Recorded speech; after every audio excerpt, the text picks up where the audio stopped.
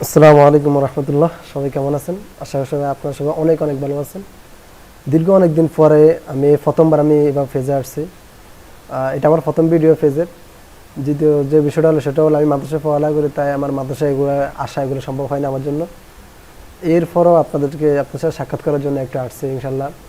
নিয়ত আছে প্রত্যেকটা ভিডিও আপনাদের সামনে এভাবে ফেজে আসবো। দেখেন আমি মাদ্রাসায় আছি কিন্তু অনেক ঝামেলা আছে, এরপর আপনাদেরকে আমি কিছু কিছু দেওয়ার চেষ্টা করতেছি। আমরা ফ্রিপিক নিয়ে অলরেডি অনেকগুলো ক্লাস আপনাদেরকে দিয়ে দিচ্ছি। ফ্রিপিক নিয়ে আমাদের প্রায় মনে হয় 7টা ক্লাস আমাদের অতিবাহিত হয়েছে। আজকে আমাদের ফ্রিপিকের 8ম ক্লাস। আজকের ক্লাসটা আমরা করবো ফ্রিপিকের রিজেকশন ইস্যু নিয়ে। আমি অলরেডি এই নিয়ে একটা ক্লাস আপনাদেরকে দিচ্ছি, আপনারা জানেন। সেটা হলো ফ্রিপিক এমন একটা ওয়েবসাইট যেখানে সবাই চায় তাদের একটা কন্ট্রিবিউটার অ্যাকাউন্ট থাকুক। আপনিও চান, আমিও চাই। আমার একটা আলহামদুলিল্লাহ আছে, আপনারা আছে কিনা জানি না, তবে ইনশাআল্লাহ যদি ভিডিওগুলো দেখেন আপনারা ভবিষ্যতে একটা অ্যাকাউন্ট খুলতে পারবেন। তো কন্ট্রিবিউটার অ্যাকাউন্ট খুলতে গেলে আমাদের যে একটা সমস্যা পড়তে হয় সেটা হলো রিজেকশন। তার আমরা রিজেক্ট করে প্রত্যেকটা, তার মানে লো কোয়ালিটি কোনো তারা অ্যাপ্রুভ করে না। তো আমি অলরেডি এই নিয়ে একটা ক্লাস দিয়েছিলাম যে তারা কেমন ডিজাইন অ্যাপ্রুভ করে এবং কেমন ডিজাইন বেশি সেল হয়, আর রিজেকশন কেন কী কারণে তারা রিজেক্ট করে, ওগুলো সব একটা ভিডিও দিয়েছি। আজকে আমাদের দ্বিতীয় ক্লাস হবে ইনশাল্লাহ।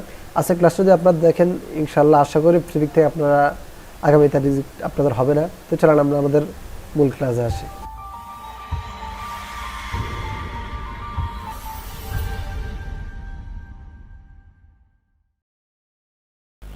তো চলুন আমরা স্ক্রিনে আপনাদেরকে দেখিয়ে দিতেছি।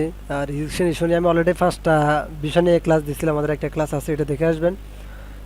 আমি গত ক্লাসে আপনাদেরকে 1 নম্বর পর্যন্ত বলছিলাম, আজকে 6 নম্বর থেকে শুরু করবো।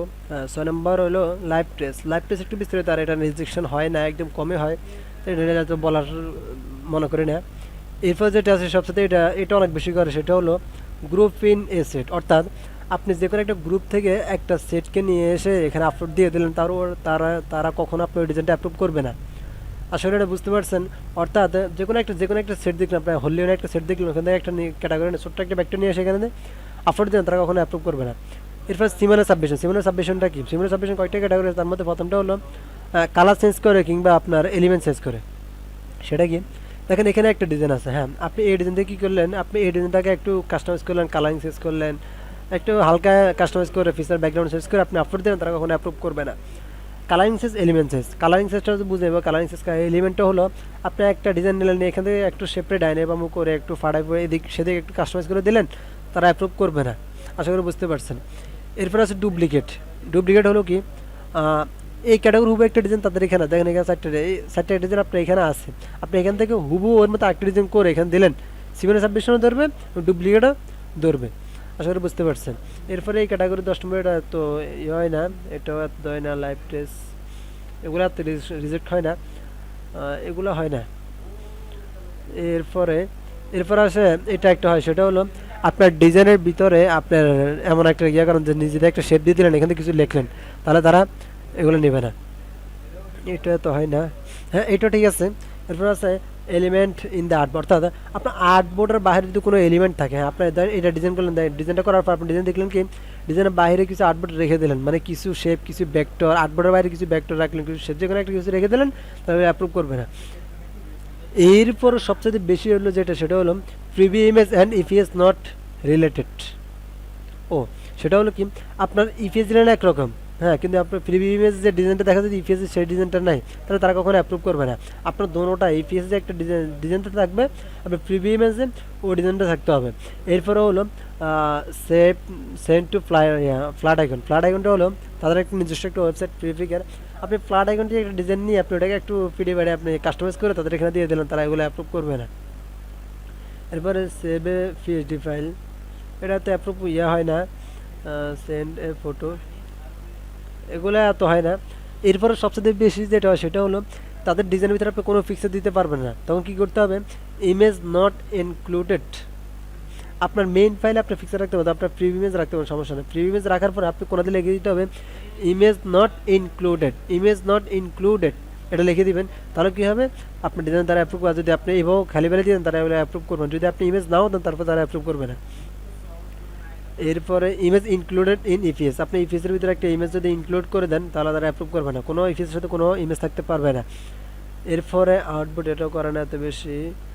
এরপর যেটা হলো এটা হলো ট্রেডমার্ক কপিরাইট, অর্থাৎ আপনার কোনো কোম্পানির কোনো ওয়েবসাইটের লিঙ্ক কিংবা কোনো কোম্পানির লোগো আপনি ইউজ করলে তারা এগুলো অ্যাপ্রুভ করবে না। ধরেন আপনি একটা আইফোনের একটা ডিজাইন নিলেন, একটা মোবাইল, এখানে যদি আপনি ফ্রিপিকের একটা লোগো দিলেন, যে কোনো একটা কোম্পানির একটা লোগো দিলেন, তাহলে আপনার এগুলো তারা কখনোই অ্যাপ্রুভ করবে না।